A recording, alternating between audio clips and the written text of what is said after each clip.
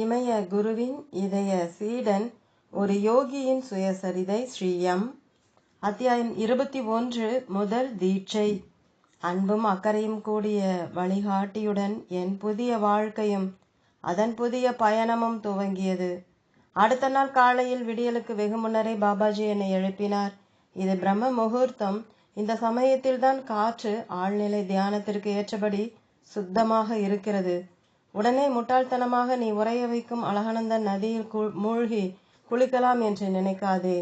அப்படி செய்தாயானால் கடுமையான நிமோனியாவினால் பாதிக்கப்படுவாய். அருகில் எந்த நல்ல மருத்துவமனையும் இல்லை. எனது கமண்டலத்திலிருந்து தண்ணீரை எடுத்துக்கொண்டு உனது முகம் வாயினை மட்டும் சுத்தம் செய்து கொண்டு வா. உன்னிடம் பல் துளக்கி இருக்கிறதா? ஆம் பாபாஜி, அதை உபயோகித்துக்கொள். இந்த நெருப்பினில் இருந்து கொஞ்சம் சாம்பலை எடுத்து பல் துளக்கு. குண்டத்தில் இன்னும் அக்னி எரிந்து கொண்டிருந்தது. பாபாஜி இரவு முழுவதும் உறங்காமல் அக்னியை கொழுந்துவிட்டு எரிய செய்திருப்பாரோ என்று வியந்தேன்.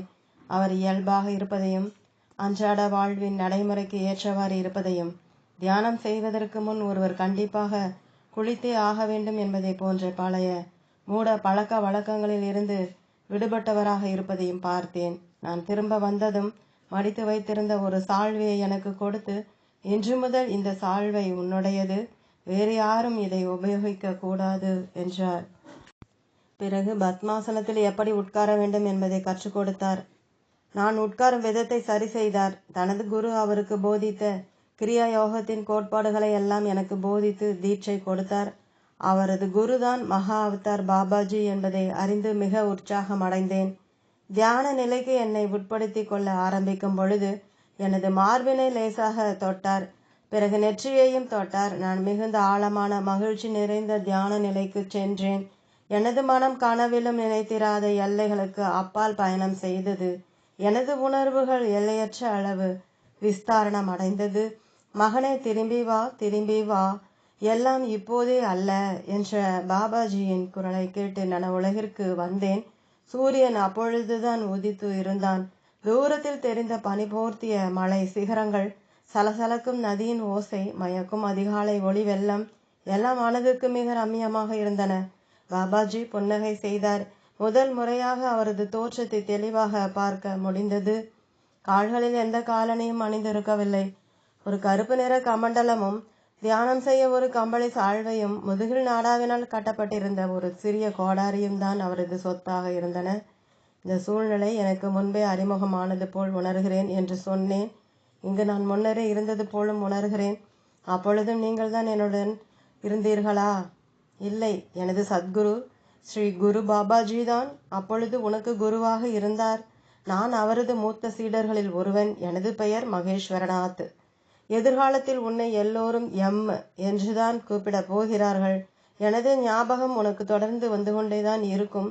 ஸ்ரீ குரு பாபாஜி நீ தயாராகும் வரை உன்னை எனது பொறுப்பில்தான் வைத்து இருக்கிறார். மகா ஸ்ரீ குரு பாபாஜியை எப்பொழுது தரிசிப்பேன் என்று மகிழ்ச்சியை கட்டுப்படுத்த முடியாமல் கேட்டேன். என்றாவது அல்லது தேவைப்படும் பொழுது என்று சொன்னார். ஆனால் ஒருவர் கிரியா தியானத்தில் ஈடுபடுவதும் அதை பயிற்சி செய்வதும் ஸ்ரீ குரு பாபாஜியை தரிசிப்பதற்காக அல்ல. அவர் போதித்த மாதிரி மிக உயர்ந்த தன் உணர்வுகளை ஒருவர் அடைந்து அதன் மூலமாக தன்னை தீர்க்கமாக புரிந்து கொண்டு உயர் நிலையை அனுபவிக்க வேண்டும் என்பதற்காகத்தான் என்பதை நினைவில் வைத்துக்கொள் என்றார். இடைப்பட்ட வேளையில் நாம் பயணம் போய்கொண்டு இருக்கலாம். நான் வியாசர் குகைக்கு அடிக்கடி வருவது கிடையாது. நேற்று உன்னை எதிர்பார்த்துதான் இங்கே இருந்தேன். பத்ரியில் கோவில் அமைத்து இருக்கும் நாராயண மலையின் பின்புறத்தில் இருக்கும் சரண் பாதுகாவில் ஏதாவது ஒரு குகையில் தான் தங்கியிருப்பேன். அங்கே நாம் சென்ற பின்னர் உனது பாடங்களை ஆரம்பிக்கலாம், வா. இவ்வாறு இளம் சிஷியனான நானும் தொன்மை வாய்ந்த தட்சிணாமூர்த்தி போன்ற இன்றும் மிக்க யவனத்துடனும் அழகுடனும் தோற்றமளிக்கும் குருவும் பயணம் செய்தோம். எவ்வளவு வேகத்துடன் நடக்கிறார் என்பதை உணர்ந்து நானும் கடும் முயற்சி செய்து அவரை பின் தொடர்ந்தேன். சில சமயங்களில் அவர் என்னை ஓய்வெடுக்க செய்து உற்சாகப்படுத்துவார். இளைஞனே, சற்று வேகமாக நட, உன்னிடம் அபரிமிதமான சக்தி இருக்கிறது என்று சொல்வார். நாங்கள் பத்ரிநாத்தை அடைந்து கோவிலின் பின்புறத்து பாதையை கடந்து மேலே ஏற ஆரம்பித்து சரண் பாதுகாவை அடைந்தோம். ஜைன மதத்தினர் இந்த இடத்தை தங்களில் ஒருவரான தீர்த்தங்கரரினால் புனிதப்படுத்தப்பட்ட தூய்மையான இடமாக கருதுகிறார்கள். அதற்கு அப்பால் புல்வெளிகளும் குறுகிய பள்ளத்தாக்கின் இருபுறமும் குகைகள் நிறைந்த இடமாகவும் இருந்தது. சில குகைகளில் சில துறவிகள் தங்கி இருந்தனர். அவர்கள் பாபாஜிக்கு வாழ்த்துக்கள் கூறினார்கள். மேலே சென்று ஒரு விசாலமான குகையின் முன்புறத்தில் தங்கினோம். குகையின் வாசலில் கற்களை குவித்து அக்னி மூட்ட பயன்படும் இடம் ஒன்று இருந்தது. அதிலிருந்து மெலிதாக புகை கசிந்து கொண்டு இருந்தது. சில காலம் வரை இங்குதான் தங்க போகிறோம்.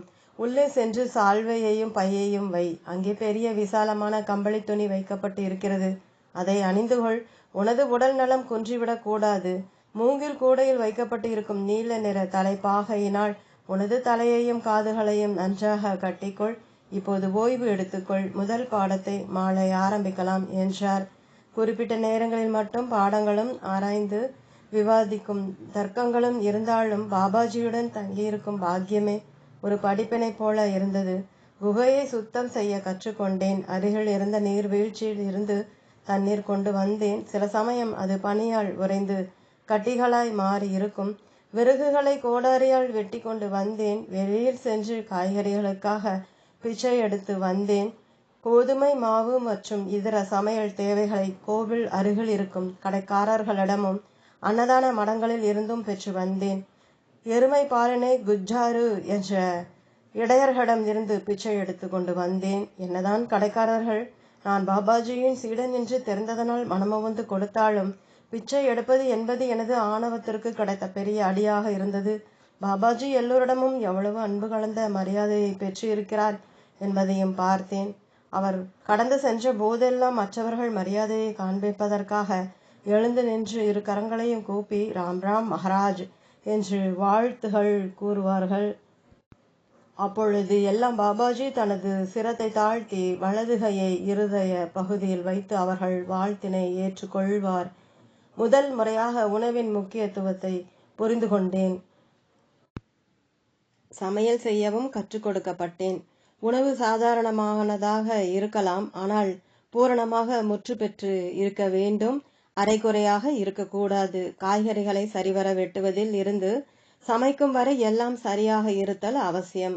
பாபாஜி ஒருமுறை காய்கறிகளை கூட சரியாக வெட்ட தெரியாமலோ அரிசியினை முழுமையாக சமைக்க தெரியாமலோ இருந்தால் இந்த உலகத்தில் நீ எப்படி அதி உன்னதமான பூரணத்தை கண்டுபிடிப்பாய்? இது எப்படி இருக்கிறது என்றால், ஒருவன் நாள் முழுவதும் பொய்கள் சொல்லிவிட்டு முழுமையான சத்தியத்தை தேடுகிறேன் என்று சொல்லுவது போல இருக்கிறது என்று கூறினார். மேலும் அவர் அரசியல்வாதிகள் எல்லாம் சத்தியம் ஏவ ஜெயத்தே என்று உண்மையின் மேல் உறுதிமொழி எடுத்துக் கொள்வதைப் போல நாடகம் ஆடாதே, நமது அன்றாட வாழ்க்கையை சரிவர முழுமைப்படுத்து, அதுதான் முழுமையான பூரணத்தை அடைய வழி என்றும் சொன்னார்.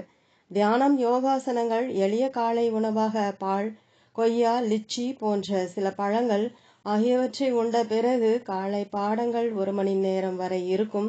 பாபாஜி, உனது கவனம் இப்பொழுது 1 மணி நேரம் என்ற அளவில்தான் இருக்கிறது. மேலும் பாடங்களையும் சரியாக ஜீரணம் செய்தல் நல்லது. பாடங்கள் முடிந்த பிறகு தேவைப்பட்டால் நான் தூணி எரிந்து கொண்டே இருப்பதற்காக விறகுகளை சேகரிப்பேன் அல்லது உணவு சமைப்பதில் ஈடுபட்டு விடுவேன் என்று கூறினார். ஆரம்ப பாடங்கள் கற்றுத்தந்த பிறகு சில நாட்களில் பாபாஜி மலைகளை நோக்கி நடந்து சென்று விடுவார். உணவு தயாராகிய பின் திரும்பி வருவார். மிக குறைந்த அளவு உணவுதான் சாப்பிடுவார். உண்ட பிறகு நாங்கள் சிறிது நேரம் ஓய்வு எடுத்துக் கொள்வோம். பிறகு நான் விருப்பம் போல சுற்று வட்டாரத்தில் சுற்றி திரிவேன். சில சமயங்களில் பாபாஜியுடனும் சென்றிருக்கிறேன். சூரியன் மறையும் பொழுது தியானத்திற்கான சமயமானால் எங்கே இருந்தாலும் அங்கேயே தியானம் செய்ய உட்கார்ந்து விடுவோம். அதற்கு பின் 1 மணி நேரம் படிப்பு, மறுபடி ஒரு சாதாரண உணவு. பின்னர் நாங்கள் அக்னியின் முன் அமர்ந்து கொண்டு சாதாரணமாக பேசிக்கொண்டு இருப்போம். சில சமயங்களில் அக்னி கொழுந்துவிட்டு நாட்டியமாடி விறகுகள் படபடவென சத்தத்துடன் எரிந்து கொண்டே இருக்க நாங்கள் மணிக்கணக்கில் பேசிக்கொண்டே இருந்திருக்கிறோம். தூக்கம் வரும்போது குகையின் உள்ளே சென்று படுத்து விடுவேன். பாபாஜி அக்னியின் அருகில் அமர்ந்து இருப்பார். சில சமயம் மட்டும் அவர் கண்களை மூடி படுப்பார். ஆனால் அவர் உண்மையாகவே தூங்கினாரா என்று வியப்பு அடைந்தது உண்டு. எங்களது அந்த சத்சபை மிக விரிவாக நடந்து வந்தது. ஆனால் எல்லாவற்றையும் படிக்க உங்களுக்கு விருப்பமாக இருக்காது என்பதால் முக்கியமான விஷயங்களை மட்டுமே இங்கே எழுதுகிறேன். ஆனால் நான் பெற்று இருக்கும் எல்லா அறிவும் அந்த 3½ ஆண்டுகள் பாபாஜியுடன் கழித்ததினால் தான் கிடைத்தது என்பதை மட்டும் உறுதியாக கூறுகிறேன். ஓம் தொடரும்.